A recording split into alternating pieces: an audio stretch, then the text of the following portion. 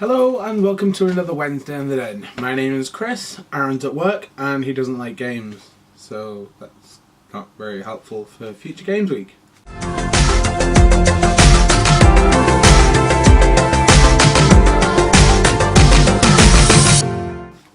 So this week on the Den, the Bears are talking about games that they're looking forward to.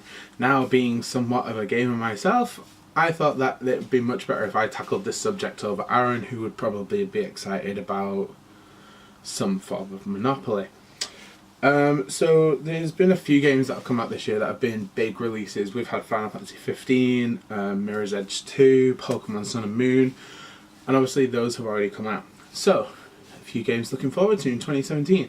Obviously these are just games that I'm looking forward to. I don't get to play games very often now that I'm travelling, I'm training a lot. I'm usually stuck in a hotel room or too tired to do much. However, these are a few games that have caught my eye over the past few months, especially with E3 not being long gone. There was a game called Detroit Become Human. I have a list. Detroit Become Human. The trailer for this one looked really cool. From the quick research, it's got a very similar kind of thing going to Heavy Rain. Heavy Rain was a really good game. It was very similar to Fahrenheit or Indigo Prophecy, depending on where you are in the world.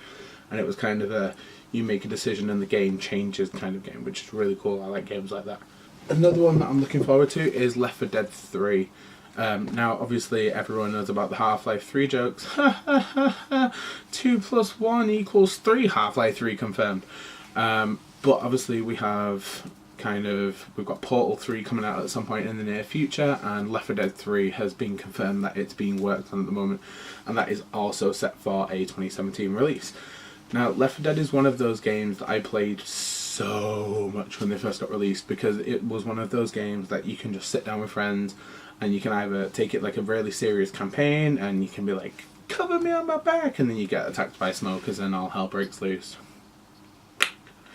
Or you can just run in, shoot some zombies, have some fun, and do all the Easter eggs and stuff in the game.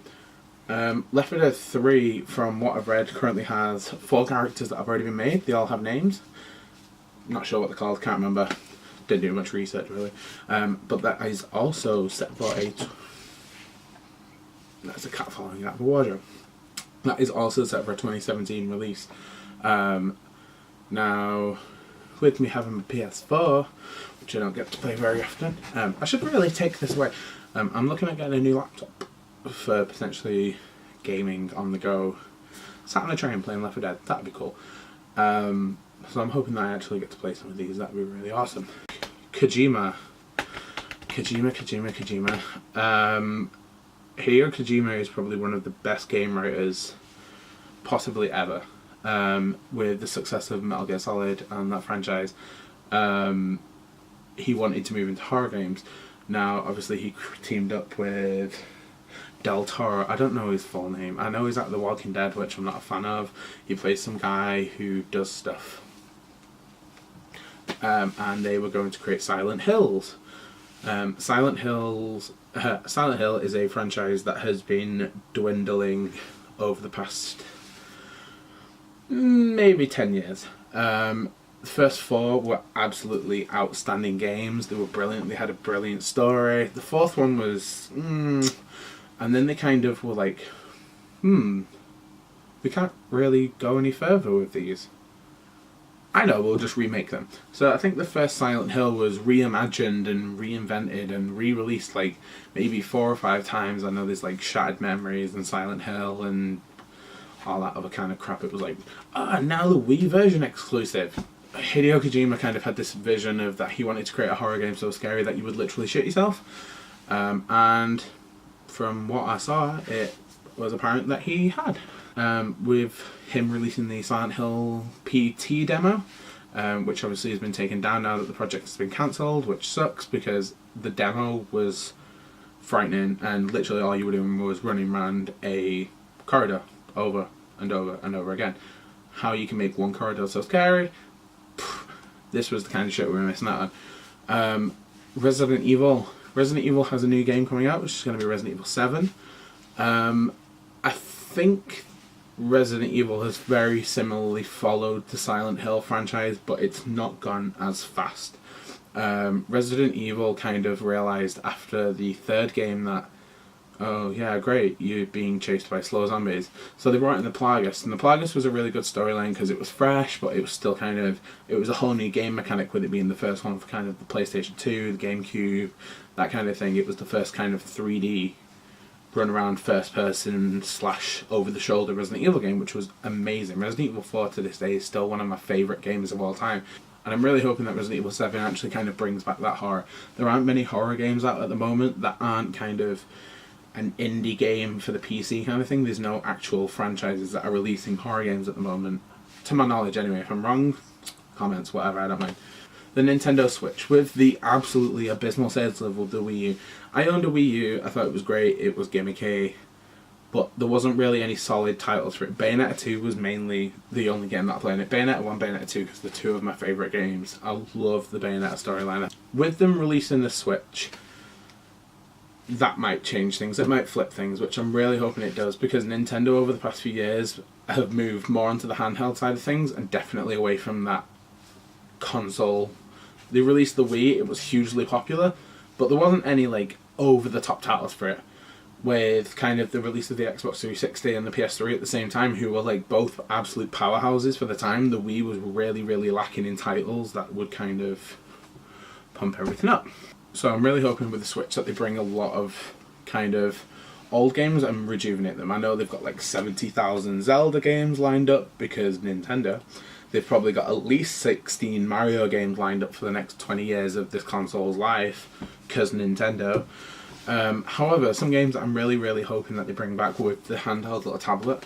I know the company who makes Trauma Center, Atlas, they don't actually make games anymore, they disbanded. But I'm really hoping that someone in their heart finds a way to make a Trauma Center game, because Trauma Center is one of those games, I love it because it's so frustrating, but it's a really cool game at the same time. Pokemon Stars. Pokemon Stars is set to be kind of the first Pokemon game that's going to be for a home console as opposed to a handheld or a phone with Pokemon Go. Figures. And that's kind of going to be the between a Pokemon Sun and Moon. It's going to kind of be the next step in the story, which I think will be really, really great. There's a bunch of hackers who've data mined all of kind of these running animations and walking animations. They found all these low polygon models that were kind of for every Pokemon, and they were overworld sprites. They weren't necessarily just there for the shits and giggles of it. These things had been created for a reason, which was to follow you. So one of the things that they're thinking that's going to happen potentially for Pokemon Stars is that it's going to be Pokemon will follow you, like Heart Gold and Soul Silver, which was great. It was so cool to have like your kind of first Pokemon follow you around, and it was very similar to Pokemon Yellow. Another game that I'm really, really, really, really looking forward to and hoping that they bring out on the Switch. I'm hoping for another Animal Crossing game. Aaron will absolutely murder me for saying this because he despises Animal Crossing. It's not his thing. But for some reason, I'm just getting a mortgage off a raccoon, being a slave to debt for 4 or 5 years of my life while I do jobs for animals. Who else but Chris? He's Chris. But yeah, I'm really, really hoping they release a new Animal Crossing. That is kind of one of my guilty pleasures in regards to playing games. Other than that, there isn't much that I'm really, really hyped for, that I've seen anyway. I've not really been keeping on top of things. We're travelling so much, I'm on Facebook or asleep on a train. That's my life at the moment, which sucks, but what are you going to do? Yeah. But anyway guys, hope you all have a fantastic rest of your week. I'm hoping that I'll be here next week. If not, you'll see Aaron, and enjoy the rest of the boys' games that they're all looking forward to, guys. Have fun!